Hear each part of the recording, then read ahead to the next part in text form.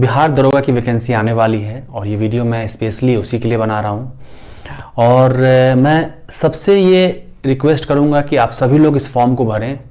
दरोगा एक बहुत ही रेस्पेक्टेबल पोस्ट है और आपका एम यूपीएससी या बीपीएससी हो सकता है, लेकिन आप इस फॉर्म को इसलिए भरेंगे क्योंकि आपका एक प्रैक्टिस भी होगा। दरोगा का लेवल, एग्ज़ाम का लेवल ऑलमोस्ट समान कर दिया गया है अब बीपीएससी के, और आपका कॉन्फिडेंस लेवल भी बढ़ता है सिलेक्शन होने से। कहीं एक जगह रिजल्ट आता है तो आपका जो कॉन्फिडेंस लेवल होता है, आप इंटरव्यू में बता सकते हैं कि मेरा ऑलरेडी यहाँ रिजल्ट आया हुआ है। जैसे कि अभी जो बीपीएससी के टॉपर थे उनका यूपीएससी में सिलेक्शन हुआ है, एक एमपीपीसीएस के टॉपर थे उनका भी यूपीएससी में सिलेक्शन हुआ था, और उन्होंने अपने इंटरव्यू में इस बात को बताया था कि मेरा ऑलरेडी यहाँ सिलेक्शन हो चुका है। तो जो लोग इंटरव्यू ले रहे हैं उनके दिमाग में भी एक अच्छा एक इमेज बनता है आपके प्रति कि आप ऑलरेडी एक बार कहीं भी सेलेक्ट हो चुके हैं।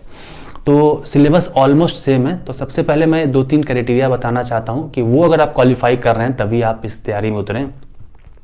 जैसे पुरुषों के लिए 165 सेंटीमीटर आपकी हाइट होनी चाहिए, लंबाई होनी चाहिए।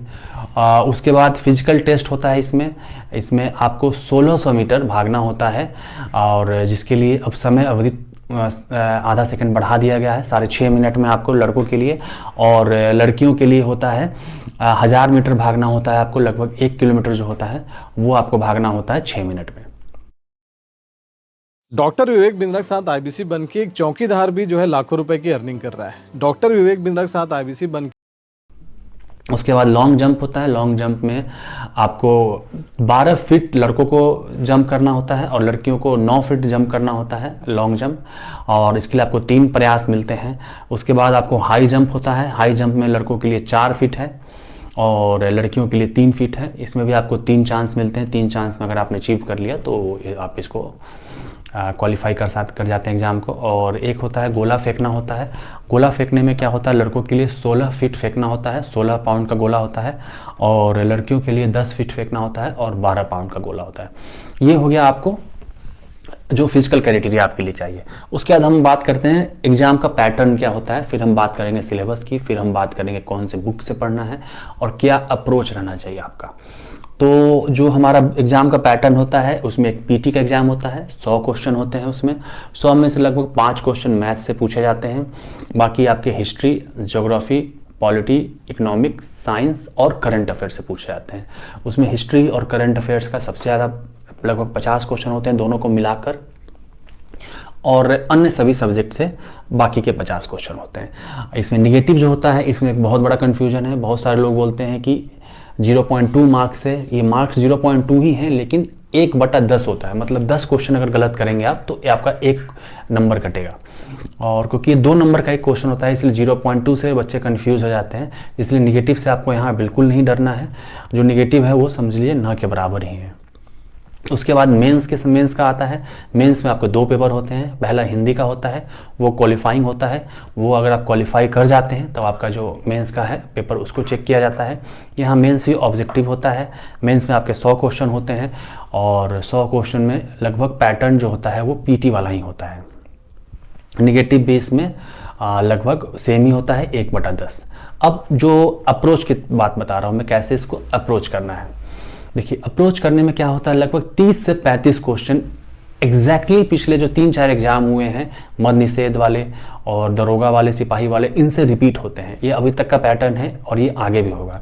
तो पहली चीज़ जो आपको करना है वो प्रीवियस ईयर क्वेश्चन जो होता है वो आपको अच्छे से कर जाना है। कम से कम 2 से 3 बार प्रीवियस ईयर का क्वेश्चन करना है।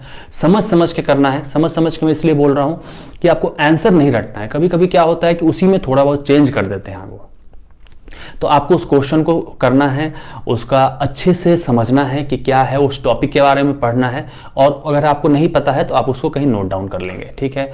दूसरा चीज़ है, आप एक अच्छा कोई सा भी एक क्वेश्चन बैंक खरीदेंगे जो बिहार दरोगा के लिए स्पेशली बनाया गया हो। क्वेश्चन बैंक से क्या होता है कि अभी का जो ट्रेंडिंग जो चल रहा है वो लोग क्या करते हैं, उस टाइप के क्वेश्चन कंपाइल करते हैं और उस बुक में डाल देते हैं। तो आपको जो एक्सपेक्टेड क्वेश्चन का जो रेंज होता है वो आपको वहाँ पे कवर हो जाता है।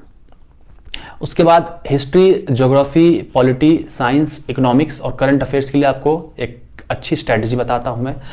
हिस्ट्री के लिए अभी समय है, हिस्ट्री और ज्योग्राफी के लिए आप एनसीईआरटी एक और उठा के आप पढ़ जाइए क्लास 6 से 8 तक, क्योंकि पिछले 2 एग्जाम में देखा गया है कि एनसीईआरटी से एग्जैक्टली कॉपी पेस्ट होता है क्वेश्चन, जो उनका पैराग्राफ होते हैं।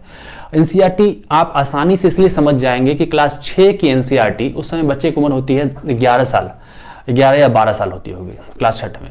अगर वो 12 साल के बच्चे के लिए किताब बनाई गई है तो आपकी उम्र ऑब्वियसली अभी 24-25 होगी, तो आपको वो आसानी से समझ में आ जाएगा। इसलिए आपको बहुत दिमाग नहीं लगाना है उस पर, आप चुपचाप आंख बंद करके मुझ पर ट्रस्ट करके एनसीईआरटी उठाइए, हिस्ट्री और ज्योग्राफी। अन्य सब्जेक्ट का मैं नहीं बोलूंगा, क्योंकि अन्य सब्जेक्ट में आपको रिलेट करने में समय लगेगा, लेकिन हिस्ट्री और ज्योग्राफी से एग्जैक्टली क्वेश्चन पूछे जाते हैं, तो इन दोनों सब्जेक्ट के लिए आप वहां से पढ़ेंगे। साइंस एक बहुत बड़ा हर्डल बन के आता है, तो अभी जो मार्केट में साइंस की सबसे अच्छी किताब है वो ल्यूसेंट है, तो आप ल्यूसेंट से साइंस करें, सफिशिएंट है। और साइंस के कुछ वीडियोस में डालूंगा एक्सपेक्टेड क्वेश्चन। देखिए, जिनका साइंस बैकग्राउंड है उनको तो कॉन्सेप्ट समझ में आ जाता है, जिनका साइंस बैकग्राउंड नहीं है उनको रटना ही पड़ता है बहुत सारी चीजें, क्योंकि अगर आप अब साइंस को समझना शुरू करेंगे, आपका बैकग्राउंड है आर्ट्स का या अन्य कॉमर्स का है, किसी और सब्जेक्ट से है, तो आपको साइंस अब इस मतलब में आप चाहेंगे कि 2 महीने में मैं साइंस में मास्टरी हासिल कर लूं, तो नहीं होगा। और साइंस की एक अच्छी बात यह भी है कि साइंस में अगर आप 500 क्वेश्चन मैं आपको देता हूं लिस्ट बना के, तो उन्हीं से 500 क्वेश्चन में से हर एक एग्जाम में पूछे जाते हैं। तो उस 500 क्वेश्चन पे आप मास्टरी हासिल कर ले। उस 500 क्वेश्चन को मैं रटने के लिए नहीं बोल रहा हूं, आप उस 500 क्वेश्चन के माध्यम से कॉन्सेप्ट समझें। जैसे कि पहला टॉपिक है, उस टॉपिक पे सेल है, जैसे बायोलॉजी की बात करते हैं तो सेल से रिलेटेड 4 ही क्वेश्चन बनते हैं, और वही 4 क्वेश्चन सभी एग्जाम में आए हुए हैं। तो अगर आप उन 4 क्वेश्चन को पढ़ लेते हैं, समझ लेते हैं, उनसे संबंधित थ्योरी पढ़ लेते हैं। अगर आप अभी चाहते हैं कि मैं शुरुआत करूं कि बायोलॉजी क्या होता है, बायो प्लस लॉजी होता है, इसमें बॉटनी होता है, जूलॉजी होता है, तो आप कंफ्यूज हो जाएंगे, आप कुछ नहीं कर पाएंगे और साइंस से क्वेश्चन आपसे नहीं बनेंगे। तो मेरी जो स्ट्रैटेजी है कि साइंस के जो एक्सपेक्टेड क्वेश्चन है, मैं कोशिश करूंगा कि शेयर करूं आपके साथ, वो पीडीएफ के माध्यम से बना के अपने टेलीग्राम ग्रुप पे डाल दूंगा, आप वहां से उसको देख सकते हैं। ठीक है, साइंस के लिए हो गया। अन्य सब्जेक्ट के लिए आपको प्रैक्टिस ही करना है। पॉलिटी के लिए लक्ष्मीकांत बेस्ट है, और एक दरोगा के लिए स्पेशली नोट्स आते हैं, मैं वो भी ट्राई करूंगा शेयर करने के लिए। आप उन